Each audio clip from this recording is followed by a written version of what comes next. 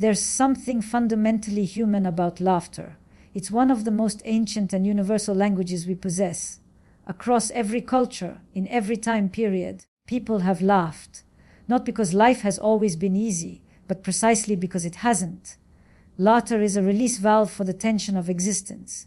It signals to others that, for at least a moment, danger is at bay, that the chaos of the world can be contained even if temporarily. And when a man has the capacity to generate that, to create a bubble of warmth and playfulness in the middle of an otherwise demanding reality, it is deeply attractive to a woman in ways that most men underestimate. See, we often think attraction is purely about physicality, about looking a certain way or projecting a specific type of confidence. But confidence that doesn't come with warmth and humor often reads as arrogance or intimidation. It keeps people at a distance. Laughter, on the other hand, draws people in. It invites them to share in something unguarded. When a man can be playful, he's showing that he's not only strong enough to face the world, but also flexible enough not to be crushed by it. That's a profound message. It says, I'm competent enough to handle life, and I'm free enough within myself to enjoy it. Women respond to that not because they want a clown or an entertainer, but because they want to feel emotionally safe. And safety in a relationship doesn't just mean physical protection. It's psychological safety. It's knowing that when life inevitably turns difficult, this man won't collapse under the weight of it.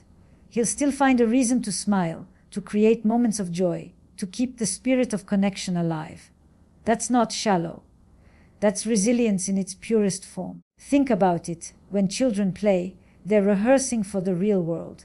They take on roles, they imagine dangers, they laugh, they tumble, they make mistakes, and then they keep going. Play is how we prepare ourselves for life's unpredictability. Adults aren't supposed to lose that completely. Playfulness in a man signals that he's retained that adaptive skill, the ability to experiment, to improvise, to not take himself too seriously when seriousness isn't required. That's a valuable quality in a partner because it makes the relationship itself more adaptive. It becomes a space where two people can grow, not just endure. Now, there's a subtlety here. Playfulness is not the same thing as frivolity. Frivolity is shallow. It's about distracting oneself from reality. Playfulness, on the other hand, is the art of facing reality without letting it crush your spirit. It's the difference between ignoring life's problems and tackling them with a spirit that refuses to let those problems define you. When a man has that quality, it's magnetic. It's as if he's saying, the world might be harsh, but here with me, you can exhale. You can be yourself. You can trust that I'm not going to be consumed by the storm. That's also why this kind of attraction is long-term. Physical beauty, for both men and women, inevitably changes, but the capacity to create moments of lightness, that only deepens with time. A man who can laugh at himself, who can find joy in the little absurdities of daily life, becomes a constant source of emotional renewal for his partner. It prevents the relationship from calcifying into routine. It keeps curiosity alive. And let's not overlook the courage it takes to be playful. Because in a way, humor is a form of vulnerability. When you joke, when you tease lightly, when you let yourself be silly, you're taking a social risk. You're saying, I'm willing to reveal a part of myself that isn't polished, isn't calculated, isn't bulletproof. That risk is part of what makes it attractive. It shows you're secure enough in your identity to put it on the line for the sake of connection. It's also worth noting that women often associate genuine laughter with authenticity. If you've ever watched a woman's demeanor shift when she's genuinely laughing, her eyes soften, her shoulders relax, you can see how it pulls her out of her own mental burdens.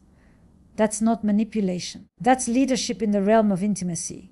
You're guiding her not by force, but by invitation toward a lighter state of being. And when she accepts that invitation, you've both deepened your bond without saying a single romantic word. Now, why does this matter so much in the grander scheme of attraction? Because relationships are not built in candlelit dinners and grand gestures alone. They're built in the Tuesday mornings when you're both running late and the coffee machine breaks. They're built when something doesn't go as planned, and instead of spiraling into irritation, you turn the moment into something the two of you can laugh about. These are the moments that accumulate, that form the emotional texture of a relationship.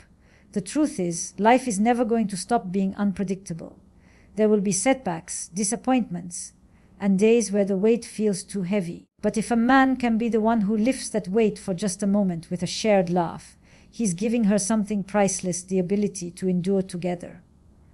And endurance, in the context of love, is what turns fleeting attraction into lifelong connection. So when we talk about cute little things, men do that turn women on. Playfulness isn't just about charm or wit. It's about a deeper psychological signaling. It's about communicating. I can carry my share of the burden without becoming hardened, and I can carry yours without resentment. I can make space for joy in a world that often tries to suffocate it. That's rare, and rarity is always attractive. If you take nothing else from this, take this: a man who can create laughter creates trust. A man who can create trust creates desire. And desire sustained over time is one of the most extraordinary forces that keeps love alive. The smile you put on her face today may seem small, but it might be the very thing she remembers on the hardest day of her life. That's power worth cultivating. There's an interesting truth about attraction that men often overlook. It isn't always about grand gestures. In fact, some of the most powerful moments are almost invisible to anyone else. They happen in small, subtle ways.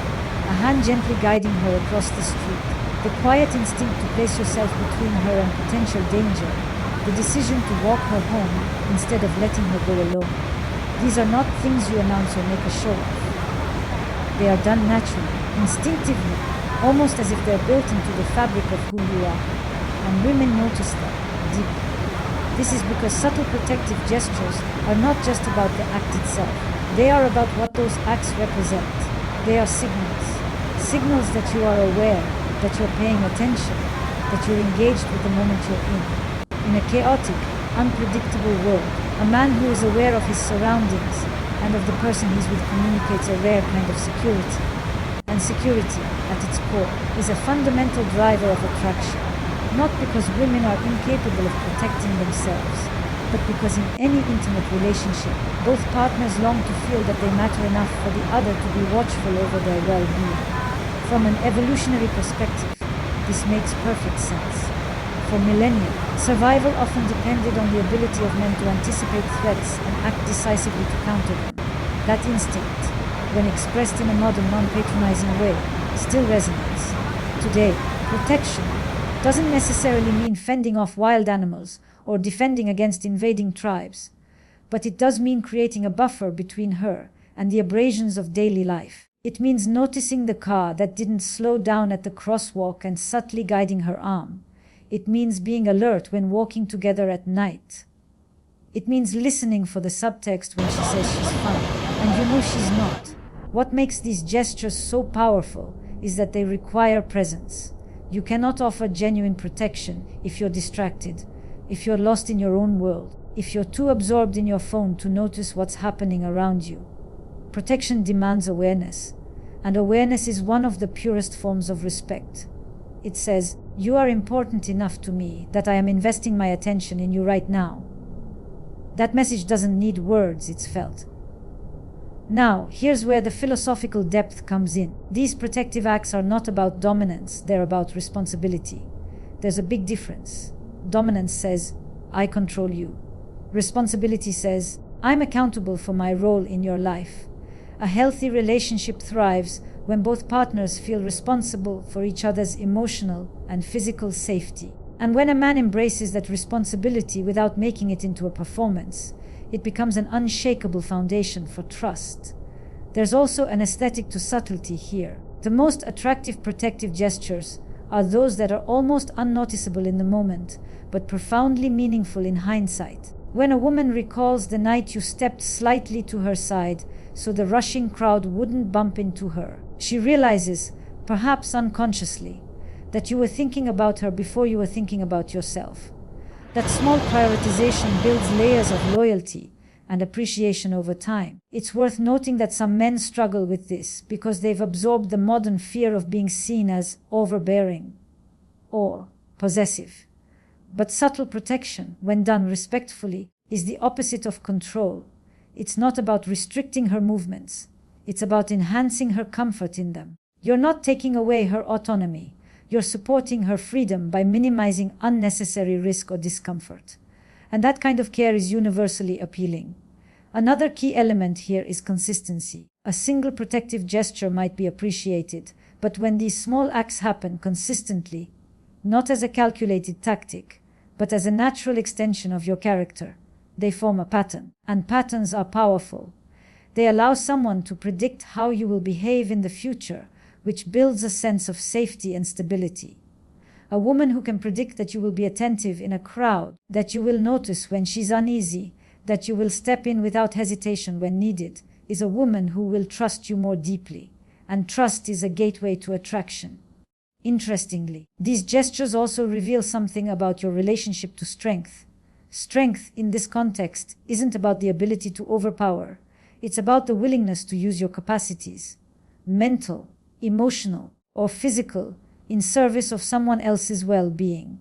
It's controlled strength, disciplined strength. A man who is capable but chooses to express that capability through gentleness is showing a mastery over himself that is far more attractive than brute force. We also have to acknowledge the psychological dimension here.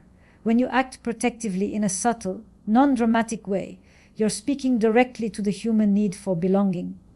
You're essentially saying, "You are part of my sphere. Your safety matters to me as much as my own." That creates a sense of partnership, of unity against the world. And that feeling of being on the same team is one of the strongest predictors of long-term relational satisfaction. I want to stress, though, that these gestures lose their power if they are transactional. If you're doing them only to get a certain response, they will feel hollow. Genuine care can't be faked for long. The real potency comes when these actions emerge naturally from your values, when they are rooted in who you are rather than in what you hope to receive. Ironically, that's often when they generate the most attraction, because people can sense authenticity. When you combine subtle protective gestures with the playfulness we discussed earlier, you create a powerful balance. Playfulness shows that you can bring joy to the relationship. Protection shows that you can bring stability. One without the other is incomplete. Together they signal that you're both a safe place and an exciting one. And that's the sweet spot where deep, lasting attraction tends to flourish. So remember this: a protective man is not one who tries to control the world for the people he loves, but one who pays enough attention to reduce its unnecessary harms. That attention, expressed in small, quiet ways, is a form of love far more persuasive than any grand declaration. Because in the end, she won't just remember the words you said. She'll remember the way you reached out when you didn't have to, the way you noticed what others missed, the way you made the world feel just a little safer when you were around. And that is the kind of memory that stays. There's a kind of communication that happens before a single word is spoken, a form of interaction that bypasses the intellect and goes straight to something deeper, more primal: eye contact. It's one of the oldest forms of human connection, and it carries an intensity that can't be replicated by text messages, clever lines, or even touch. And yet, most people underestimate its power, or worse, avoid it entirely out of self-consciousness. But when it's understood and used well, eye contact is one of the most subtle and powerful ways a man can communicate confidence, attraction, and sincerity. Think about this for a moment. From a psychological standpoint, we are wired to read faces. It's an ancient survival skill. Before we had language, our ancestors had to interpret intentions through micro-expressions, through the direction and steadiness of another's gaze. Was this person a friend, a threat, or a potential mate? Eye contact told the story. Today, the stakes aren't about literal survival in the same way, but the human brain hasn't evolved away from those instincts. A steady, warm gaze still signals safety, trustworthiness, and interest. A shifty, avoidant gaze still signals uncertainty or hidden motives. And this is where many men misunderstand the dynamic. They either avoid eye contact altogether, fearing that it will make them seem aggressive, or they overcompensate, holding it too long in a way that feels invasive. The key is in balance. Eye contact is not a stare down, it's an invitation. It should be steady enough to show presence, but soft enough to communicate respect. You're not trying to trap someone in your gaze. You're offering them a channel of connection, and allowing them the choice to step into it. When you make good eye contact with a woman, what you're really saying without words is, "I'm here, I see you, and I'm comfortable enough in myself to let you see me." That last part is crucial, because for many men, the act of holding someone's gaze is difficult not because they're intimidated by the other person, but because they're uncomfortable being fully seen. We live in a culture that encourages masks, curated versions of ourselves that feel safe to present. Eye contact cuts through that. It reveals authenticity, and authenticity is magnetic. But it's not just about vulnerability, it's also about leadership. A man who can meet someone's gaze calmly communicates that he's not hiding, that he's engaged in the moment. In the context of attraction, this is incredibly powerful. It shows a kind of groundedness, a message that says, "I'm not afraid to be here with you fully." Women pick up on that instinctively. It's not about intimidation, it's about presence. Presence is the foundation of all meaningful connection, romantic or otherwise.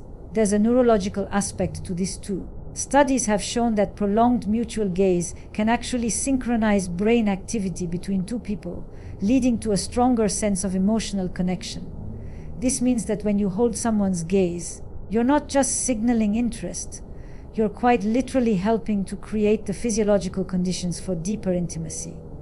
That's not manipulation, that's biology. And if you're doing it with genuine intention, it becomes a way of building trust and attraction simultaneously. It's important to note that the quality of your eye contact depends on the quality of your internal state. If your mind is scattered, anxious, or distracted, your gaze will reflect that. People are remarkably sensitive to incongruence. They can sense when your eyes are saying one thing, but your mind is somewhere else. That's why the most compelling eye contact comes from men who have cultivated inner calm, who aren't trying to prove anything in the moment. They're simply there in the interaction, without rushing to escape it or control it. This kind of gaze works in harmony with the other things we've talked about. Playfulness can be communicated in the eyes. A spark, a glimmer of amusement that invites someone to join in on the joke before it's even spoken. Protection can be communicated in the eyes. The steady scanning of an environment. The awareness of what's happening without drawing unnecessary attention to it.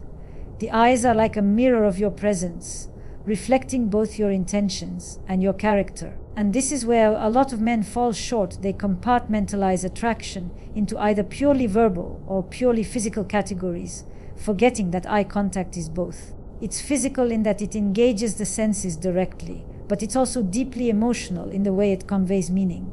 In many cases, the first moment a woman feels drawn to you is not when you've touched her hand or said something clever. It's when she's met your eyes and felt that something in you is stable, alive, and attentive. It's worth reflecting on the fact that avoiding someone's gaze doesn't just signal shyness. It can inadvertently signal disinterest. And constant scanning of the environment without returning to her eyes can suggest that she doesn't have your full attention. Attraction thrives on focus, and eye contact is one of the clearest ways to communicate that focus without saying a word. But here's the paradox. The most compelling eye contact is never about trying to do something to the other person. It's not a tactic. If you're thinking, "I'm going to use my eyes to make her like me," you've already lost the authenticity that makes it work. Instead, it should be an honest extension of your attention. You look because you want to see, not because you want to get. You look because the moment matters to you, because the person matters to you. And when that happens, when the gaze is rooted in genuine presence, it doesn't just create attraction, it creates memory. People remember how you looked at them. They remember how it made them feel. Long after the words are forgotten, the feeling lingers. That's why some of the most profound moments between two people happen in silence. Because in that silence, the eyes are doing all the speaking that needs to be done. So if you take one thing from this, take this: eye contact is not a performance. It's a bridge between your internal world and hers. Cross it with intention, with respect, and with authenticity. Because in the end, what you communicate in a glance can carry more weight than 100 well-rehearsed lines. And sometimes it's that single, steady look, warm, calm, unafraid, that changes everything. One of the most underestimated forces in attraction is the act of remembering. It sounds so simple that people dismiss it, but when you really think about it, remembering is not just a passive occurrence, it's an intentional form of recognition. When you recall something someone told you, especially something small and seemingly insignificant, you're communicating that they matter enough to you for their words to take root in your mind. And in a world where attention is fractured and conversations are constantly competing with screens and notifications, that kind of remembering has become rare. Consider what it actually means to remember the small details. Maybe it's her favorite tea. Maybe it's that she mentioned a book she loved when she was younger, or a song her father used to play in the car. On the surface, these are tiny facts easily forgotten, but when you bring them up later, without being prompted, without an agenda, you're sending a message that's far more profound than the detail itself. I listened. I valued what you said enough to store it. I've made a space for you in my memory. That's powerful, because memory is deeply tied to meaning. This is why remembering creates such a strong emotional pull. When someone realizes you've been paying attention to the parts of their life that most people overlook, they feel seen in a way that is rare and deeply validating. We live in a culture that often treats people as interchangeable, scrolling past faces on social media, having shallow, forgettable exchanges. Remembering cuts through that. It says, you are not just another person to me. You stand out. You matter enough for me to carry pieces of you with me. From a psychological standpoint, this works because it taps into a fundamental human need, the need to be known.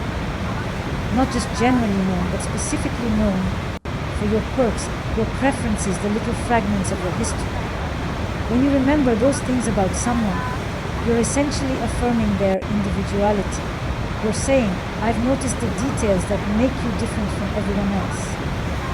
And that kind of recognition can be intoxicating because it creates the sense that the relationship exists in a unique space that no one else can quite enter. The opposite is also true. Forgetfulness, especially about the things that matter to someone, can feel like neglect. It's not always malicious, but it communicates disinterest or disconnection. If you consistently fail to remember the details of someone's life, you're implicitly telling them that your attention is elsewhere, that they don't rank high enough in your priorities to be stored in your mental landscape. This is why remembering isn't just nice, it's relationally vital. It's also a form of responsibility. In the same way that subtle protection signals, I'm watching out for you. Remembering signals, I'm holding on to you.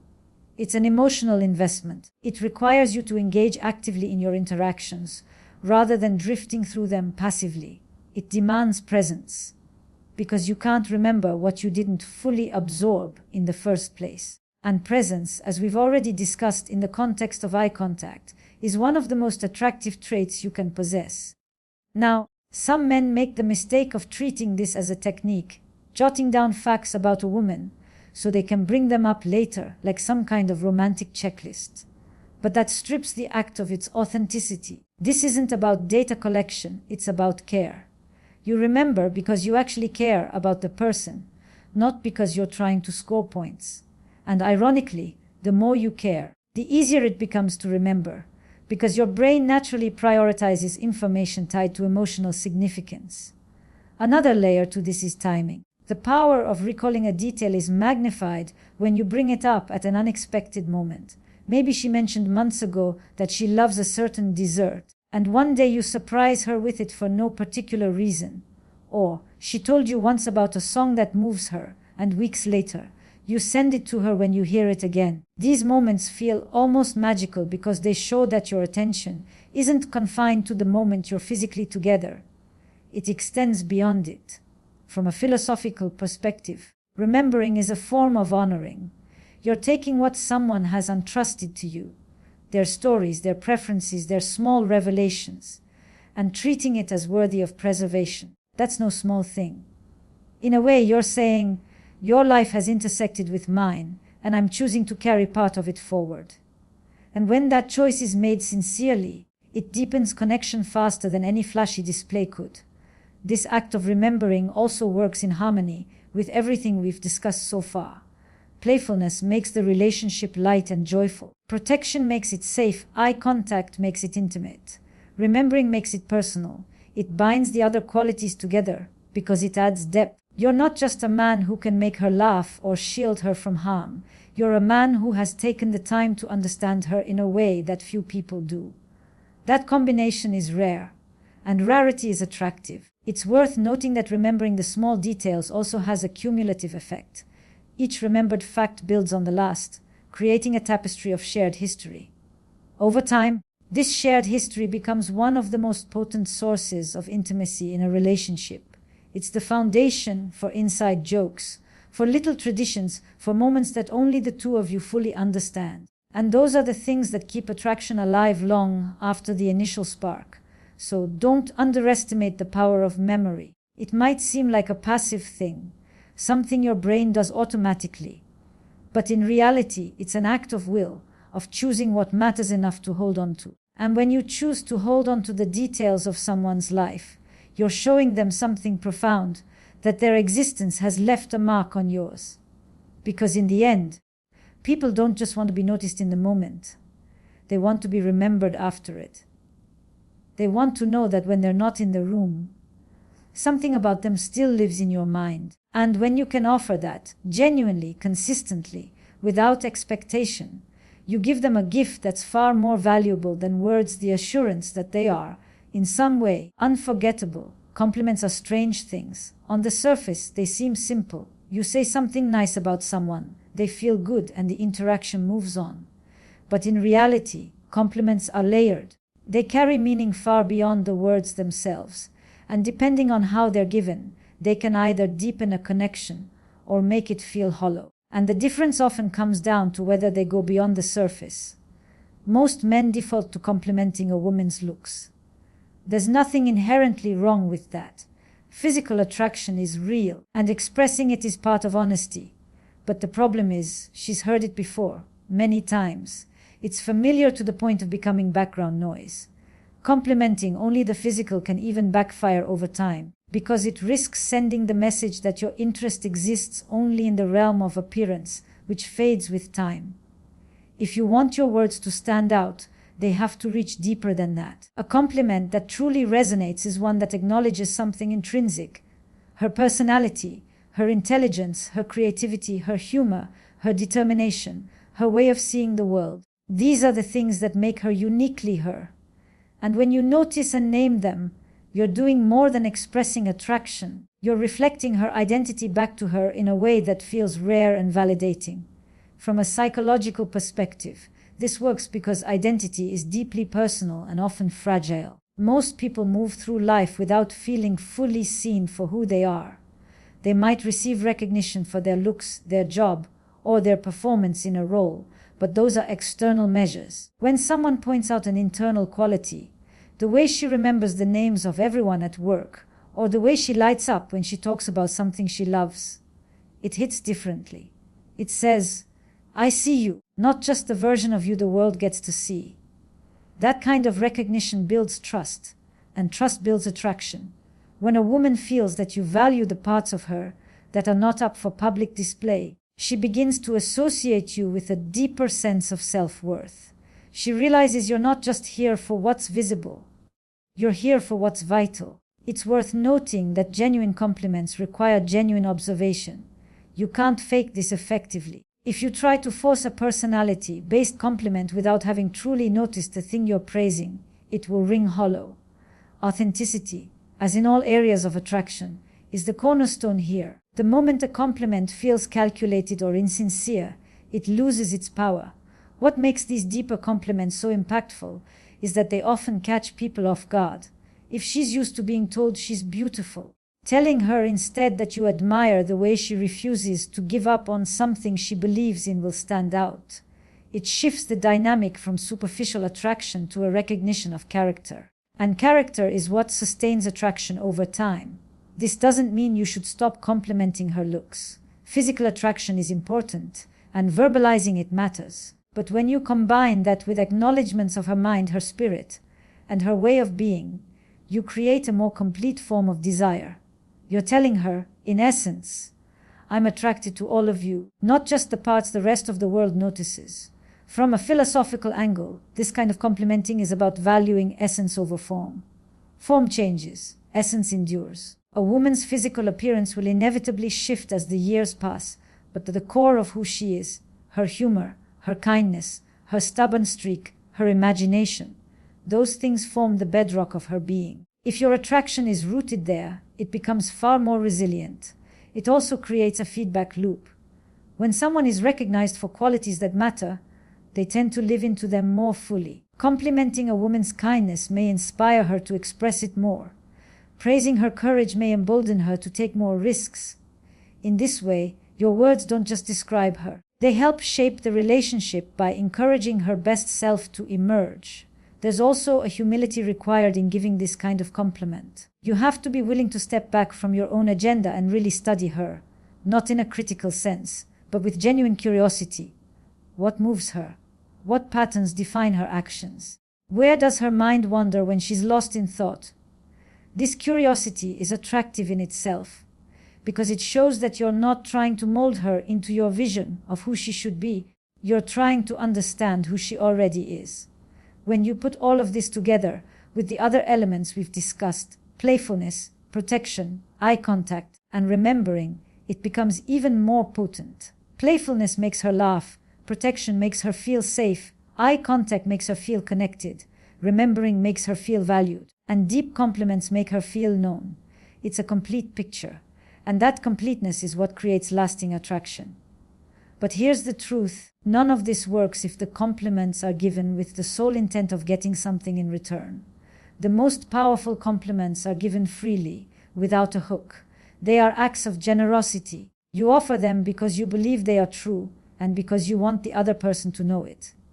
That sincerity is felt, and when it's felt, it's trusted. And when a woman trusts your words, they carry weight, they stay with her. She'll remember the way you saw her, not just the way you looked at her. She'll recall the moment you named a part of her that no one else had ever articulated. That memory will become part of how she sees herself, and part of how she sees you, because in the end, the most attractive thing you can offer someone is not just desire, but recognition. Not just saying, I want you, but I see you. And when you can combine those two messages, desire anchored in recognition, you create a bond that is as much about the mind and soul as it is about the body. That's where real attraction lives. So remember, beauty turns heads, but recognition turns hearts. And if you can do both sincerely, consistently, without pretense, you won't just be another person who once paid her a compliment. You'll be the one whose words she carries for years, because they reminded her not just that she was wanted, but that she was known.